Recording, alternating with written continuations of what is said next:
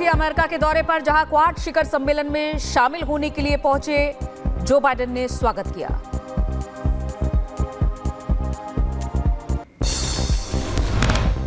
Joe Biden के आवास पर प्रधानमंत्री नरेंद्र मोदी की जो बाइडेन से मुलाकात, बाइडेन ने गले लगाकर प्रधानमंत्री का स्वागत किया। पीएम नरेंद्र मोदी और जो बाइडेन के बीच हुई द्विपक्षीय वार्ता। दोनों के बीच द्विपक्षीय वार्ता के बाद बोले पीएम नरेंद्र मोदी, वार्ता सार्थक रही है और अमेरिका और भारत की दोस्ती मजबूत रहेगी।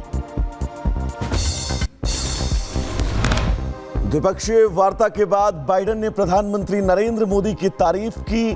बाइडेन ने कहा, प्रधानमंत्री मोदी जब भी साथ बैठते हैं तो सहयोग की नई रणनीति बनती है।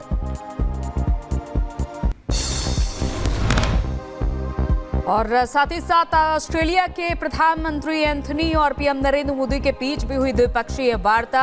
एंथनी ने कहा कि भारत में 2025 में होने वाले क्वाड शिखर सम्मेलन के लिए उत्सुक है।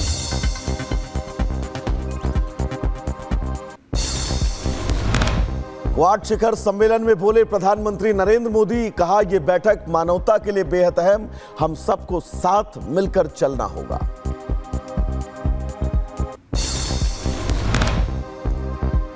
पीएम नरेंद्र मोदी के साथ हुई वार्ता के बाद एंथनी ने कहा कि 2025 में क्वाड शिखर सम्मेलन आयोजित होगा और दोनों ही देशों के बीच बेहतर साझेदारी।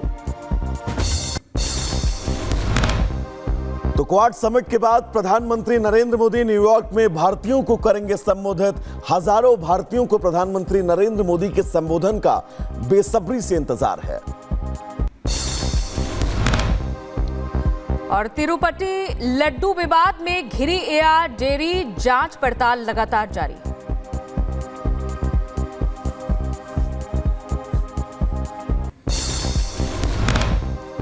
तो यहां आपको बता दें, 11 दिन की तपस्या की बात कही है पवन कल्याण ने और उप मुख्यमंत्री ने कहा है कि तपस्या के बाद ही मंदिर में दर्शन करूंगा।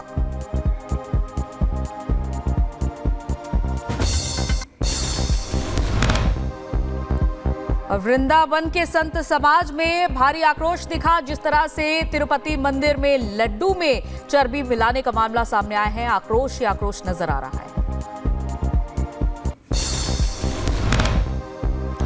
तो तिरुपति मामले में सुप्रीम कोर्ट में याचिका भी डाली गई है और साथ ही आपको यह भी बता दें कि एसआईटी से इस पूरे मामले की जांच करने की मांग भी की गई है।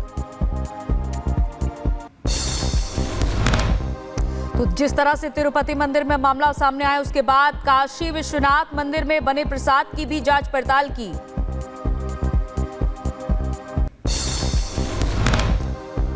तो आगे बढ़ेंगे जहां पर आज जम्मू कश्मीर के दौरे पर रहेंगे रक्षा मंत्री। चुनावी जनसभा को संबोधित करते हुए नजर आएंगे राजनाथ सिंह।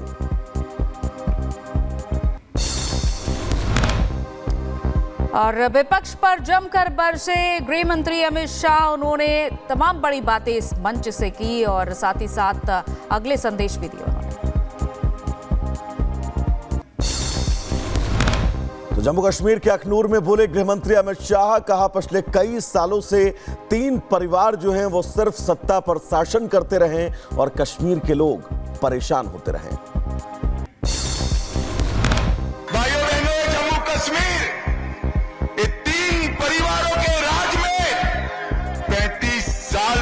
आतंक की आग में रहा।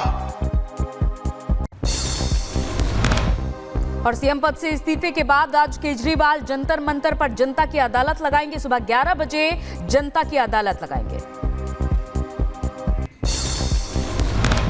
केजरीवाल सरकार के खिलाफ दिल्ली में बीजेपी नेताओं का धरना प्रदर्शन। सुबह 10:50 पर केजरीवाल सरकार के भ्रष्टाचार के मुद्दों को उजागर करते हुए नजर आएंगे। दिल्ली के मुख्यमंत्री आतिशी के शपथ ग्रहण पर बीजेपी सांसद दिनेश शर्मा का बयान। बोले, ना ही अरविंद केजरीवाल से कोई आशा थी और ना ही आतिशी से कोई आशा है और दिल्ली का मॉडल फेल्योर है। ना कोई आशा केजरीवाल जी से थी, ना केजरीवाल जी की जो परछाई छाया मुख्यमंत्री हैं उनसे भी आशा करने का तुक इसलिए भी नहीं बनता कि अब 2 महीने का समय है उनके पास। और मैं समझता हूं कि दिल्ली का मॉडल फेल्योर मॉडल है। बीजेपी सांसद मनोज तिवारी ने दिल्ली के मुख्यमंत्री आतिशी को शपथ लेते ही लिखी चिट्ठी। दिल्ली के शराब घोटाले और शहर में सड़कों की मरम्मत को लेकर सवाल पूछे। दिल्ली की नई सरकार में विभागों का हुआ बंटवारा। सीएम आतिशी के पास 13 विभाग, मंत्री सौरभ भारद्वाज संभालेंगे 8 विभाग। आतिशी के दिल्ली के सीएम पद की शपथ लेने पर बीजेपी ने किया कटाक्ष। बीजेपी नेता शहजाद ने कहा, दिल्ली को नया मनमोहन सिंह मिला है, मुख्यमंत्री की असली पावर तो अरविंद केजरीवाल के पास ही रहेगी। आम आदमी पार्टी सांसद संजीत सिंह का बयान, कहा 70 की 70 सीटें जीतकर केजरीवाल फिर से 4 महीने बाद दिल्ली के मुख्यमंत्री बनेंगे। जम्मू कश्मीर चुनाव को लेकर बीजेपी सांसद अनुराग ठाकुर ने कांग्रेस पर साधा निशाना। कहा, कांग्रेस उन लोगों के साथ खड़ी है जो भारत के खिलाफ हैं। उन्होंने टुकड़े टुकड़े गैंग को टिकट दिया। देश को तोड़ने के लिए, बांटने के लिए टुकड़े टुकड़े गैंग को कांग्रेस पार्टी में शामिल करा लेते हैं, उनके लोगों को पार्टी की टिकट दे देते हैं और अब वही बोलबानी अपनी करते हैं। उत्तर प्रदेश में वक्फ बोर्ड को लेकर ओवैसी का बड़ा बयान। बोले, यूपी में वक्फ बोर्ड के पास 1,21,000 प्रॉपर्टी, वक्फ के पास करीब 93% प्रॉपर्टी के कागज नहीं।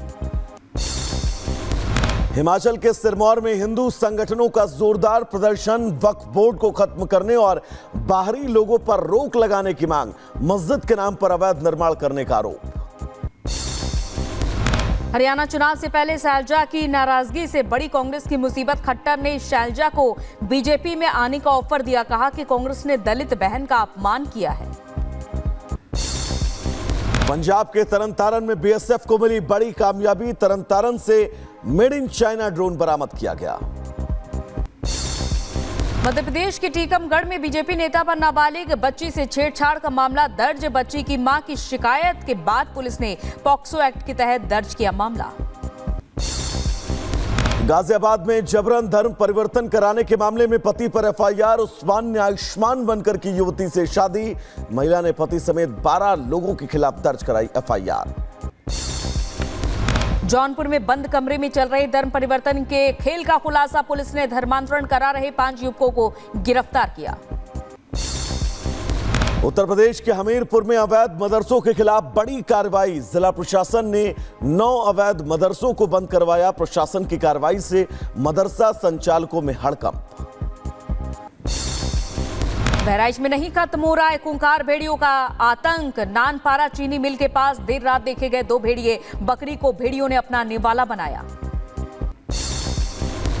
लखनऊ में पान मसाला फैक्ट्री में देर रात लगी भीषण आग। आग लगने से इलाके में हड़कंप। रॉ मटेरियल पूरी तरह से जलकर खाक।